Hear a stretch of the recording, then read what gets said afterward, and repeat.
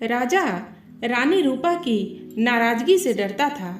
उसे लगा कि उसे वही करना पड़ेगा जो रूपा चाहती है। उसने बड़ी रानी और उसकी बेटी को राजमहल के बाहर एक छोटे से घर में रहने के लिए भेज दिया, लेकिन रानी रूपा की घृणा इससे भी नहीं हटी। नमस्कार मित्रों, आज हम लोक कथा लेकर उपस्थित हैं। आज की कथा है अजगर। मित्रों, बहुत वर्ष पहले एक राजा की दो रानियां थीं। बड़ी रानी शोभा बहुत अच्छे स्वभाव की दयावान स्त्री थी। छोटी रानी रूपा बड़ी कठोर और दुष्ट थी। बड़ी रानी शोभा के एक पुत्री थी, नाम था देवी। रानी रूपा के भी एक बेटी थी, नाम था तारा। रानी रूपा बड़ी चालाक और महत्वाकांक्षी स्त्री थी। वह चाहती थी कि राज्य की सत्ता उसके हाथ में रहे। राजा भी उससे दबा हुआ था। रानी रूपा बड़ी रानी और उसकी बेटी से नफरत करती थी। एक दिन उसने राजा से कह दिया कि रानी शोभा और देवी को राजमहल से बाहर निकाल दिया जाए। राजा रानी रूपा की नाराजगी से डरता था। उसे लगा कि उसे वही करना पड़ेगा जो रूपा चाहती है। उसने बड़ी रानी और उसकी बेटी को राजमहल के बाहर एक छोटे से घर में रहने के लिए भेज दिया, लेकिन रानी रूपा की घृणा इससे भी नहीं हटी। मित्रों, उसने देवी को आज्ञा दी कि वह प्रतिदिन राजा की गायों को जंगल में चराने के लिए ले जाया करे। रानी शोभा यह अच्छी तरह जानती थी कि यदि देवी गायों को चराने के लिए गई तो रानी रूपा उन्हें किसी और परेशानी में डाल देगी। इसलिए उसने अपनी लड़की से कहा कि वह रोज सुबह गायों को जंगल में चरने के लिए ले जाया करे और शाम के समय उन्हें वापस ले आया करे। देवी को अपनी माँ का कहना तो मानना ही था, इसलिए वह रोज सुबह गायों को जंगल में ले जाती। एक शाम जब वह जंगल से घर लौट रही थी तो उसे अपने पीछे एक धीमी सी आवाज सुनाई दी, देवी, देवी, क्या तुम मुझसे विवाह करोगी? देवी डर गई। जितनी जल्दी हो सका उसने गायों को घर की ओर हाँका। दूसरे दिन भी जब वह घर लौट रही थी तो उसने वही आवाज पुनः सुनी। वही प्रश्न उससे फिर पूछा गया। रात को देवी ने अपनी माँ को उस आवाज के बारे में कहा। माँ सारी रात इस बात पर विचार करती रही। सुबह तक उसने निश्चय कर लिया कि क्या किया जाना चाहिए। सुनो बेटी, वह अपनी लड़की से बोली, मैं बता रही हूँ कि यदि आज शाम के समय भी तुम्हें वही आवाज सुनाई दे तो तुम्हें क्या करना होगा? बताइए माँ, देवी ने उत्तर दिया। तुम उस आवाज को उत्तर देना। रानी शोभा ने कहा, कल सुबह तुम मेरे घर आ जाओ, फिर मैं तुमसे विवाह कर लूंगी। लेकिन माँ, देवी बोली, हम उसे जानते तक नहीं। मेरी प्यारी देवी, माँ ने दुखी होकर कहा, जिस स्थिति में हम जीवित हैं उससे ज्यादा बुरा और क्या हो सकता है। हमें इस प्रस्ताव को स्वीकार कर लेना चाहिए। ईश्वर हमारी सहायता करेगा। उस संध्या को जब देवी गायों को लेकर लौट रही थी, उसे वही आवाज फिर सुनाई दी। आवाज कोमल और दुख भरी थी। देवी, देवी, क्या तुम मुझसे विवाह करोगी? क्या तुम मुझसे विवाह करोगी? आवाज बोली। देवी रुक गई। उसने पीछे मुड़कर देखा, लेकिन उसे कोई नहीं दिखाई दिया। वह हिचकिचाई। वह वहां से भाग जाना चाहती थी, लेकिन फिर उसे माँ के शब्द याद आ गए। वह जल्दी से बोली, हाँ, यदि तुम कल सुबह मेरे घर आ जाओ तो मैं तुमसे विवाह कर लूंगी। वह बड़ी तेजी से गायों को हाँकती हुई घर चली गई। अगले दिन सुबह रानी शोभा जरा जल्दी उठ गई।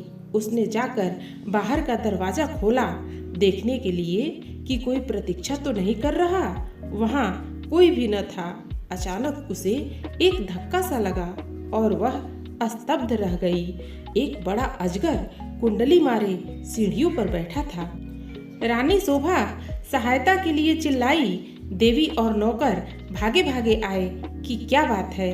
तभी एक आश्चर्यजनक बात हुई। अजगर बोला, नमस्कार। उसका स्वर बहुत विनम्र था। मुझे निमंत्रित किया गया था, इसलिए मैं आया हूँ। आपकी लड़की ने मुझसे वायदा किया था कि यदि मैं सुबह घर आ सकूं तो वह मुझसे विवाह कर लेगी। मैं इसलिए आया हूँ। रानी शोभा की समझ में नहीं आ रहा था कि वह करे तो क्या करे। उसे तो यही आशा थी कि किसी दिन कोई सुंदर नौजवान उसकी लड़की से विवाह करने आएगा। उसने यह कभी नहीं सोचा था कि वह अजगर होगा। एक नौकर भागकर रानी रूपा के पास गया और उसे सारी घटना बतला दी। यह सुनकर रानी प्रसन्न हुई। वह उसी समय अपने नौकरों के साथ रानी शोभा के घर गई। यदि राजकुमारी देवी ने किसी के साथ विवाह का वायदा किया है, वह बोली, तो उसे अपना वायदा अवश्य निभाना चाहिए। रानी होने के कारण यह देखना मेरा कर्तव्य है कि वह अपना वायदा पूरा करे। उसी दिन विवाह हो गया। रानी शोभा और देवी के लिए यह कोई प्रसन्नता का समय नहीं था, लेकिन इतने दुर्भाग्य सहने के बाद वे किसी भी प्रकार की विपत्ति का सामना करने को तैयार थीं। विवाह के पश्चात अजगर अपनी पत्नी के साथ उसके कमरे में गया। सारी रात रानी शोभा ने प्रार्थना करते हुए बिताई कि उसकी बच्ची ठीक ठाक रहे। दूसरे दिन बड़े सवेरे उसने देवी के कमरे का दरवाजा खटखटाया। एक सुंदर नवयुवक ने दरवाजा खोला। देवी उसके पीछे खड़ी थी। मैं आपको कह नहीं सकता कि मेरी जान बचाने के लिए मैं आपका और देवी का कितना आभारी हूँ। वह नवयुवक बोला, मैं एक सांप के कारण अजगर बन गया था। एक वन देवता मुझसे क्रुद्ध थे और उन्होंने मुझे अजगर बना दिया।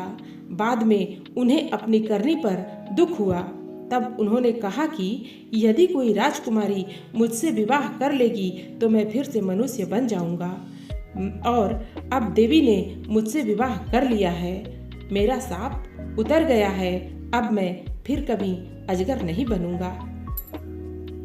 रानी शोभा बहुत प्रसन्न हुई। वह अपनी लड़की और दामाद को राजा से मिलाने के लिए ले गई।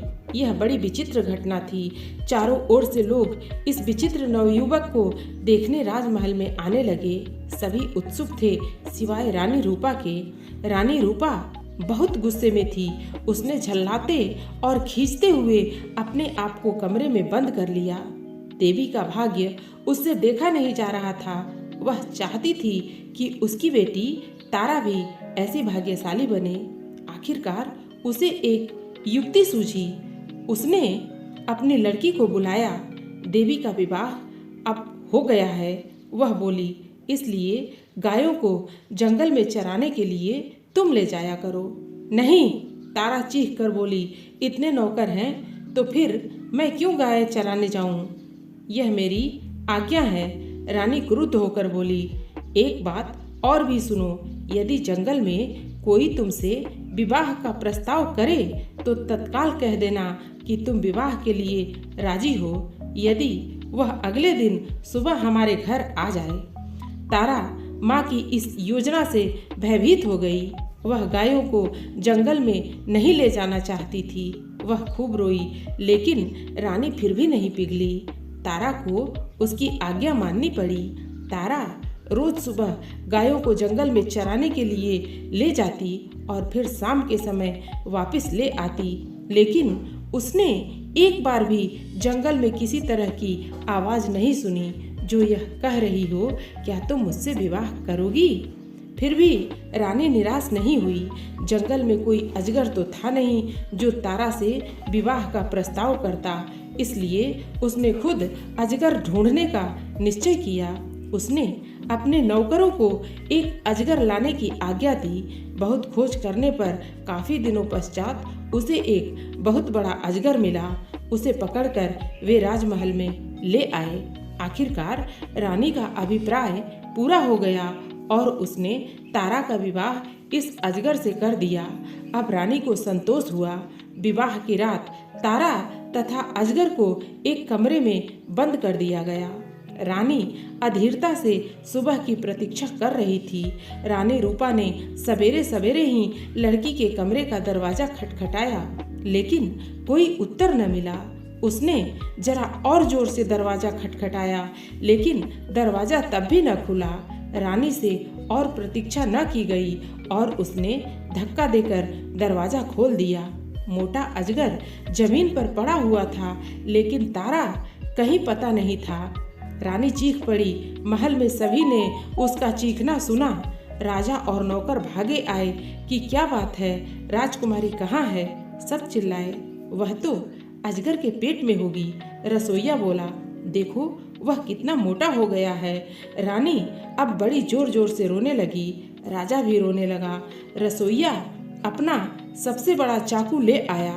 वह बोला, यदि वह अब तक जीवित हुई तो मैं राजकुमारी को बचाने की कोशिश करूंगा। उसने अजगर का पेट चीर डाला।